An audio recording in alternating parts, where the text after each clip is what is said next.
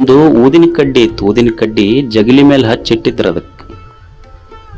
ಆ ಊದಿನ ಕಡ್ಡಿಗೆ ಮನುಷ್ಯ ಕೇಳದಂತ, ಅಲ್ಲೋ ನೀ ಇಟ್ಟಿರೋದ ಇಟ್ಟು ಕಡ್ಡಿ, ಒಣ ಕಡ್ಡಿ ಇದೆ, ನೀನು ದೇವ್ರು ನಿನಗೆ ಮಗ್ಗಲ್ ಕರ್ಕೊಂಡು ಕೂಡಿಸ್ತಾನ, ನಮಗ್ ನೋಡಿದ್ರೆ ಜಳಕ ಮಾಡಿ ಒಳಗೆ ಬಾ ಅಂತಾನ. ಇದು ಯಾವ ನ್ಯಾಯ? ನಮಗ್ಯಾಕ ಜಳಕ ಮಾಡಿ ಒಳಗೆ ಬಾ ಅಂತಾನ, ನಿಮ್ಗ್ಯಾಕೆ ಮಗ್ಗಲ್ ಕೂಡಿಸುವಂತಾನ? ಅದು ಊದಿನ ಕಡ್ಡಿ ಅಂತ ನೀ ಮಾಡದ ಅಂತ ಕೆಲಸ ಮಾಡ್ತಿ, ಅದಕ್ಕೆ ಹೊರಗಿಟ್ಟ ನಿನಗೆ. ಅಲ್ಲಿ ನಾನು ಅದನ್ನ ಕೇಳಕತ್ತೀನಿ, ನಮಗ್ಯಾಕೆ ಹೊರಗಿಟ್ಟಾನ ದೇವ್ರ, ನಿನಗ್ಯಾಕೆ ಮಗ್ಲ ಕೂಡಿಸ್ಕೊಂಡಾನ? ಅವಾಗ ಊದಿನ ಕಡ್ಡಿ ಹೇಳ್ತೀನಿ, ನಿನಗ್ಯಾಕೆ ಹೊರಗಿಟ್ಟಾನ, ನನಗ್ಯಾಕೆ ಮಗ್ಗಲು ಕೂಡಿಸ್ಕೊಂಡಾನ ದೇವ್ರ ಅಂದ್ರ, ನೀನು ಇನ್ನೊಬ್ಬರ ಮನಿ ಸುಟ್ಟು ನೀ ಸಂತೋಷ ಪಡ್ತಿ, ಅದಕ್ಕೆ ಹೊರಗಿಟ್ಟಾನ. ನಾನು ಸುಟ್ಟುಕೊಂಡು ಇನ್ನೊಬ್ಬರ ಮನ್ಯಾಗ ಸಂತೋಷ ತುಂಬುತ್ತೀನಲ್ಲ, ಮಗ್ಗಲು ಕರ್ಕೊಂಡು ಕುಂದರ್ಸ್ಯಾನ. ತನ್ನನ್ನು ಸುಟ್ಟುಕೊಂಡು ಇನ್ನೊಬ್ಬರಿಗೆ ಸಂತೋಷ ಕೊಟ್ಟವರು ದೇವ್ರ ಹತ್ರ ಇರ್ತಾರೆ, ಅವರು ದೇವರಾಗ್ತಾರೆ ಅಷ್ಟೆ. ಶಿಕ್ಷಣ ಅಂದ್ರೆ ಏನು? ಶಿಕ್ಷಣ ಅಂದ್ರೆ ನಾವೇನು ಕಲಿಸೀವಿ ಮಕ್ಕಳಿಗೆ ಅಂದ್ರೆ, ಅವು ಇಂಗ್ಲೀಷ್ ಮೀಡಿಯಂ ಕಲಿಬೇಕು, ಬಂದ ಕೂಡಲೇ ರೈಮ್ಸ್ ಹಾಡಬೇಕು, ಇಷ್ಟ ನಾವು ಕಲಿಸಿದ್ದು. ಶಿಕ್ಷಣ ಅಂದ್ರೆ ಬರೀ ಇಂಗ್ಲೀಷ್ ಕಲಿಸೋದಲ್ಲ. ಶಿಕ್ಷಣ ಅಂದ್ರೆ ಮಕ್ಕಳ ಎದೆಯಾಗ ಸದ್ಭಾವ ಬೆಳೆಸೋದು ನಿಜವಾದ ಶಿಕ್ಷಣ. ನಮ್ಮ ಶಿಕ್ಷಣ ನಾವು ಏನಾಗೈತಿ ಅಂದ್ರೆ, ತಲೆಯಾಗ ಬುದ್ಧಿ ಬಂದೈತಿ, ನಮ್ಮ ತಲೆ ತುಂಬ್ಯಾವ, ಪಾಕೆಟ್ ತುಂಬ್ಯಾವ, ಆದ್ರೆ ಎದಿ ಬತ್ಯಾವ. ಇದು ಯಾವ ಶಿಕ್ಷಣ ಹೇಳಿ? ನಮ್ಮ ಶಿಕ್ಷಣದಿಂದ ತಲೆ ತುಂಬೈತಿ, ಕಿಶ ತುಂಬ್ಯಾವ, ಆದ್ರೆ ಎದಿ ಬತ್ಯಾವ ಹೇಳಿ?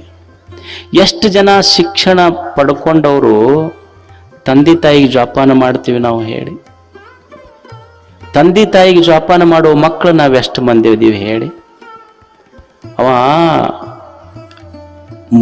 ಮುದುಕಿ ವಯಸ್ಸಾಗಿತ್ತು, ಮಗನ ಬಹಳ ಓದಿಸಿದ್ರು ಕಷ್ಟಪಟ್ಟು. ಮಗನ ಬಹಳ ಓದಿಸಿ ದೊಡ್ಡವನು ಮಾಡಿದ್ರು. ಮುದುಕಿ ಕುಂತಿದ್ದು, ಮಗ ಹೆಂಡತಿಗೆ ಹೇಳ್ತಿದ್ದಂತೆ, ಇಬ್ರು ಓದ್ಕೊಂಡವ್ರು, ತಿಳ್ಕೊಂಡವ್ರು. ಮುದುಕಿ ಒಂದು ಕಟ್ಟಿ ಮೇಲೆ ಕುಂತಿದ್ದು, ದೊಡ್ಡ ಮನಿ ಹಾಕ್ಸಿದ ಮಗ ಅಂತಿದ್ನಂತ, ಹೆಂಡತಿಗೆ ಹೇಳ್ತಿದ್ನಂತ. ಇವಕ್ಕೆ ಕನ್ನಡದಾಗ ಹೇಳಿದ್ರೆ ಗೊತ್ತಾಗ್ತೈತೆ ಅಂತ ತಿಳ್ಕೊಂಡು ಮಗ ಹೇಳ್ತಿದ್ನಂತ.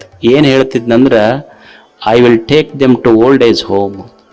ಹೆಂಡತಿಗೆ ಹೇಳ್ತಿದ್ನಂತ, ನಮ್ಮ ತಂದೆ ತಾಯಿಗೆ ಅವಕ್ಕೆ ವೃದ್ಧಾಶ್ರಮಕ್ಕೆ ಹಾಕ್ತೀನಿ, I will take them to old age home.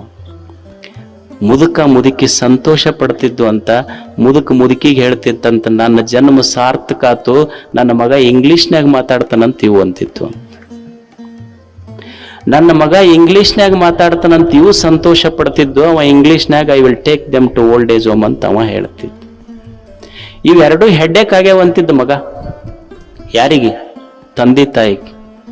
ಅಲ್ಲ, ನೀನು ಭೂಮಿಗೆ ಬರ್ಬೇಕಾದ್ರೆ ನಿನಗೆ ಬ್ಲಡ್ ಕೊಟ್ಟಾರ, ನಿನ್ನ ಹೊಟ್ಟಿಗೆ ಬ್ರೆಡ್ ಕೊಟ್ಟಾರ, ನಿನಗ ಮಲ್ಕೊಳಕ್ ಬೆಡ್ ಕೊಟ್ಟಾರ, ಇರಾಕ್ ಶೆಡ್ ಕೊಟ್ಟಾರ, ವಿಚಾರ ಮಾಡಕ್ ಹೆಡ್ ಕೊಟ್ಟವ್ರು. ನಿನಗೆ ಹೆಡ್ಡೇಕ್ ಯಾವಾಗಾದ್ರಪ್ಪ? ಅವ್ರು ಇಷ್ಟು ಕೊಡ್ಲಿಲ್ಲ ಅಂದ್ರೆ ನಿನಗೆ ಹೆಡ್ಡರ ಎಲ್ಲಿಂದ ಬರ್ತೈತೆ ಹೇಳಿ? ನಿನಗೆ ಕೊಟ್ಟಾರೋ ಇಲ್ಲ ಇಷ್ಟು? ಅದಕ್ಕೆ ನಿಜವಾದ ಮಕ್ಕಳು ಯಾರು ಮಕ್ಕಳಾಗ್ತಾರಂದ್ರ, ತಂದೆ ತಾಯಿ ತೀರ್ಕೊಂಡ ಮೇಲೆ ಶ್ರದ್ಧಾ ಮಾಡ್ತಾರ ನೋಡಿ. ಏನು ವೈಭವದಿಂದ ಶ್ರದ್ಧಾ ನಡೀತೈತಿ. ನಮ್ದು ಇದ್ದಾಗ ಸೇವಾ ಮಾಡೋದವಲ್ಲ. ಶ್ರದ್ಧಾ ದಿವಸ ಏನು ಬರೋಬ್ಬರಿ ಅಪ್ಪಂದೊಂದು ದೊಡ್ಡ ಫೋಟೋ ಇಡ್ತಾನ, ಇಟ್ಟು ಒಂದಿಷ್ಟು ಹೂವ ಹಣ್ಣ ಇಡ್ತಾರ. ಮತ್ತು ಅವ ಏನೇನು ಉಣ್ತಿದ್ದು ಇಡ್ತಾರ, ಎಲ್ಲ ಕಡೆ ಮಾಡ್ತಾರಿಲ್ಲ. ಅವ್ರು ಏನೇನು ಇಚ್ಛೆ ಇರ್ತಿತ್ತು ಅವು ಇಡ್ತಾರ. ಮತ್ತು ಅವು ಚುಟ್ಟ ಗಿಟ್ಟ ಸೇದಿದ್ರೆ ಅವು ಇಟ್ಟಿರ್ತಾರ. ಮತ್ತು ಅವ ಯಾವ ಸಿಕ್ರೆಟ್ ಸೇತಿದ್ದ ಅದು ಇಡ್ತಾರ. ಮತ್ತು ಅವ ಯಾವ ಬಾಟ್ಲಿ ಕುಡಿತಿದ್ದ ಅದು ಇಡ್ತಾರ. ಅಂದ್ರೆ ಮುಂದೆ ಅಪ್ಪಂದು ಮುಗೀತು, ಮಗ ಶುರು ಮಾಡವಂತೇನು. ಅಪ್ಪ ಮುದುಕಿ ಬಿದ್ದಾಗ ಶ್ರದ್ಧಾ ಮಾಡುವ ಮಕ್ಕಳಿಗಿಂತ ಇದ್ದಾಗ ಸೇವೆ ಮಾಡುವ ಮಕ್ಕಳು ಬಹಳ ದೊಡ್ಡವರಾಗ್ತಾರೆ. ಬಿದ್ದಾಗ ತಗೊಂಡು ಏನು ಮಾಡೋದಿಲ್ಲ, ಇದ್ದಾಗ ಸೇವೆ ಮಾಡಬೇಕಷ್ಟೇ. ಯಾರೋ ಇಬ್ರಿಗೆ ಗಂಡ ಹೆಣ್ತಿದ್ರಂತ, ಮಕ್ಕಳಾಗಿದ್ದಿಲ್ಲ ಅಂತವ್ರು. ಒಬ್ಬ ಯಾರೋ ಬಂದು ಹೇಳಿದ್ರಂತಿಲ್ಲ, ನಾ ಶ್ರೀಶೈಲಕ್ಕೆ ಹೊಂಟೀನಿ, ನಿಮ್ಮ ಹೆಸರು ಹೇಳಿ ದೀಪ ಹಚ್ತೀನಿ, 1001 ರೂಪಾಯಿ ಕೊಡ್ರಿ, ಮಕ್ಕಳಾಗ್ತಾವ. ಆಕಿ 1001 ರೂಪಾಯಿ ಕೊಟ್ಲ. ಹೋದು. ಇವ 8-10 ವರ್ಷ ಬಿಟ್ಟು ಬಂದಂತ. ಬರೋದ್ರಾಗ ಒಂದು 7-8 ಗುದ್ದಾಡಕತ್ತಿದ್ದು ಅಂತ ಮನಿ ಮುಂದೆ. ಅವ್ನು ನೋಡ್ದ ಇದ ಮನಿ ಇರ್ಬೇಕಂತ ಬಂದ. ಅವು ಒಂದಕ್ಕೆ ಅದಕ್ಕೆ ಹೊಡಿತಿತ್ತು, ಇದು ಅದಕ್ಕೆ ಹೊಡಿತಿತ್ತು, ಒಂದು ತೂತ್ ಹಾಕೊಂಡಿತ್ತು, ಒಂದು ಅಳತಿತ್ತು, ಒಂದು ಕರಿತಿತ್ತು. ಅವ ಮನಿ ನೋಡಿ, ಯಾರದಿರ ಮನ್ಯಾಗಂತ. ಆ ಹೆಣ್ಮಗಳು ಬಂದ್ಲಂತ. ಅಲ್ಲಮ್ಮ ನನಗೆ ಗೊತ್ತು ಹಿಡ್ದೇನಂತ ಕೇಳ್ದಂತ. ಆ ಹೆಣ್ಮಗಳು ಅಂದ್ರೆ, ಇಲ್ಲಪ್ಪ ಗೊತ್ತು ಹಿಡ್ದಿಲ್ಲ ನಾನು. ನಿಮಗ ಮಕ್ಕಳಾಗಿದ್ದಿಲ್ಲಲ್ಲ, 1001 ರೂಪಾಯಿ ಕೊಟ್ಟರೆ ದೀಪ ಹಚ್ಚಿ ಬರ್ತೀನಿ ಅಂತ ಹೇಳಿದ್ನಲ್ಲ, ಅವನ ನಾನು ನೋಡು ಮೊದಲು ಆರಿಸಿ ಹೋಗೋದ ನಂದ್ಲಂತ. ಮೊದಲು ಹೋಗೋದು ಆರಿಸಿ ಬಾ ಸಾಕಿ. ಇವ್ರು ಹೊಡೆದಾಟ ಬಡದಾಟ ಇವ್ನು ನೋಡಿದ್ರ ಏನ್ ದೀಪ ಹಚ್ಚಿ ಬೆಳೆಸೋದು ಇವಕ್ಕ. ತಂದೆ ತಾಯಿ ನಮಗೆಲ್ಲ ಬದುಕು ಕೊಟ್ಟಾರ. ತಂದೆ ತಾಯಿ ನಮಗೆ ಬದುಕು ಕೊಟ್ಟಾರ ಇಲ್ಲ? ನಾವು ತಂದೆ ತಾಯಿಗೆ ಬದುಕು ಕೊಡ್ಲಿಕ್ಕೆ ಸಾಧ್ಯ ಐತೇನೆ ಹೇಳಿ? ನಮಗೆ ಬದುಕು ಕೊಟ್ಟ ತಂದೆ ತಾಯಿಗಳಿಗೆ ನಾವು ಬದುಕು ಕೊಡ್ಲಿಕ್ಕಾಗೋದಿಲ್ಲ, ಆದ್ರೂ ಒಂದು ಕೊಡಬಹುದು. ನಮಗೆ ಬದುಕು ಕೊಟ್ಟ ತಂದೆ ತಾಯಿಗಳಿಗೆ ನಾವು ಬದುಕು ಕೊಡಕ್ಕಾಗೋದಿಲ್ಲ, ಆದ್ರೆ ಏನು ಕೊಡಬಹುದು ಅಂದ್ರೆ ಮುಪ್ಪಿನ ಕಾಲಕ್ಕೆ ನಿಮ್ಮನ್ನು ಪ್ರೇಮದಿಂದ ಜೋಪಾನ ಮಾಡ್ತೀವಿ ಅನ್ನೋ ಭರವಸೆ ಕೊಡಬೇಕು. ಅದು ನಿಜವಾದ ಮಕ್ಕಳು ಅಷ್ಟೆ. ಕೂಡಿ ಬದುಕಬೇಕಷ್ಟೇ. ಮುಪ್ಪಿನ ಕಾಲಕ್ಕೆ ಬಹಳ ಕಷ್ಟ. ನಾನು ಮಠದಲ್ಲಿ ನೋಡ್ತೀನಲ್ಲ, ಇವ ಕೇಸ್ ಇರ್ತಾವ. ಗಂಡ ಹೆಂಡತಿ ಜಗಳ ಆಡಿದ್ದು, ಇವು ಮನೆ ಬಿಟ್ಟಿದ್ದು. ಇದ ಒಂದು ಕೋರ್ಟ್. ನೀವು ಅನ್ಬೋದು ಇಷ್ಟೆಲ್ಲ ಸಂಸಾರಿಕರದ್ದು ಹೆಂಗೆ ಹೇಳ್ತೀರಿ ಅಂದ್ರೆ, ನೀವ ಕಲಿಸಿದ್ದ ನಿಮಗೆ ಪ್ರವಚನದಾಗ ಹೇಳದಟ್ಟ. ನೀವು ಬಂದು ಏನು ಹೇಳಿರ್ತೀರಿ ಒಳ್ಳೆದ ಪ್ರವಚನ ಮಾಡೋದು. ಅದಕ್ಕೆ ಕಲಿಯುವುದೇನು ಅಂದ್ರ ತಂದೆ ತಾಯಿಗಳು. ನಾವೆಲ್ಲ ಕಾಶಿ, ಕೇದಾರ, ಬದ್ರಿ ಎಲ್ಲ ಕಡೆ ಹೋಗ್ತೀವಲ್ಲ, ಅಲ್ಲಿ ದೇವರಿಲ್ಲ ಅಂತಲ್ಲ. ಕಾಶಿ, ಕೇದಾರ, ಬದ್ರಿ, ರಾಮೇಶ್ವರ ಎಲ್ಲೇ ಹೋಗ್ರಿ, ಆ ಎಲ್ಲ ಪವಿತ್ರ ಕ್ಷೇತ್ರಗಳಿಗಿಂತ ಒಂದು ಹೆಚ್ಚಿನ ಪವಿತ್ರ ಕ್ಷೇತ್ರ ಇದ್ರ ನಮಗೆ ಜನ್ಮ ಕೊಟ್ಟ ತಂದೆ ತಾಯಿಗಳ ಪಾದ ಸನ್ನಿಧಿ ಅನ್ನೋದನ್ನು ಮರಿಬಾರದು ನಾವಲ್ಲಿ. ಅದಕ್ಕಿದು ಸದ್ಭಾವ. ಶಿಕ್ಷಣ ಅಂದ್ರ ಬರೇ ತಲಿ ತುಂಬೋದು, ಕಿಶ ತುಂಬೋದಲ್ಲ. ಶಿಕ್ಷಣ ಅಂದ್ರೆ ಚಲೋ ಭಾವ ತುಂಬೋದಷ್ಟ. ಯಾರು ಚಲೋ ಕೆಲಸ ಮಾಡ್ತಾರ, ಚಲೋ ಮಾಡಿರಪ್ಪ ಅಂತ ಹೇಳ್ಬೇಕು. ಎರಡು ಒಳ್ಳೆ ಮಾತು ಹೇಳೋದು.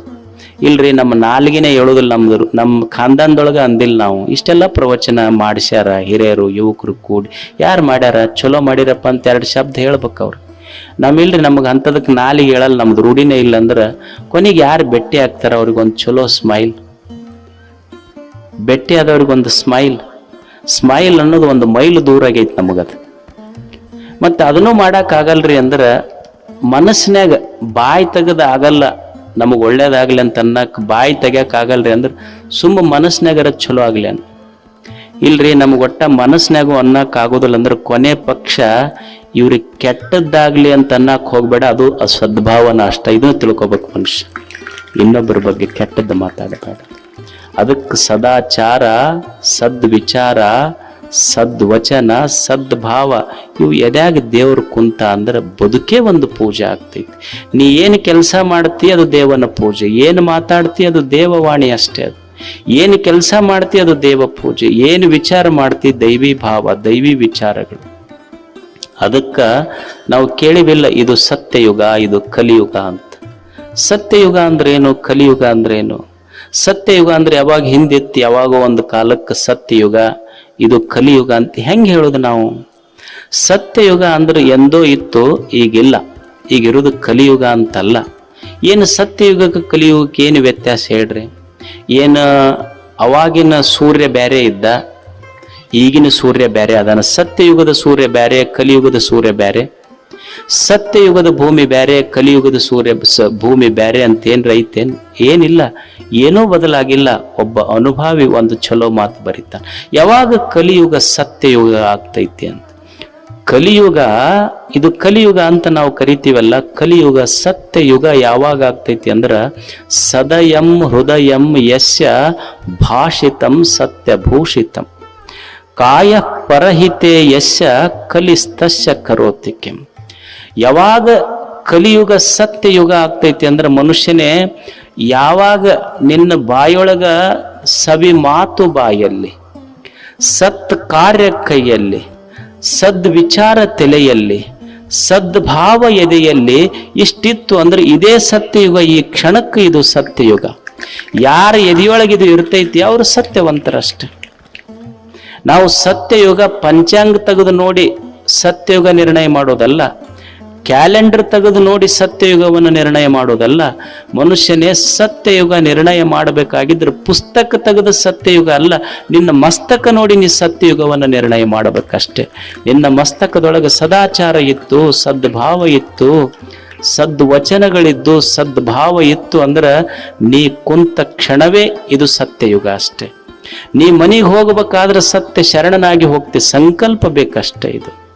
ಅದಕ್ಕೆ ಇಂಥ ಸತ್ ಪಥದಲ್ಲಿ ನಡೆಯುವ ಸಲುವಾಗಿ ಪತಂಜಲರು ಎರಡನೆಯ ಸೂತ್ರ ಸತ್ಯ ಅಂತ ಹೇಳಿದರು. ಅದಕ್ಕೆ ಸತ್ಯದ ಆಚರಣೆ, ಸದ್ವಿಚಾರ, ಸದ್ಭಾವ, ಸದ್ವಚನ ಇವು ನಮ್ಮ ಎದೆಯೊಳಗೆ ಇಟ್ಟುಕೊಂಡು ಬದುಕಿದ್ರೆ ಜೀವನ ಸಾರ್ಥಕತೆಯಡೆಗೆ ನಾವು ಹೆಜ್ಜೆ ಹಾಕ್ತೀವಿ ಅಂತ ಹೇಳ್ತಾ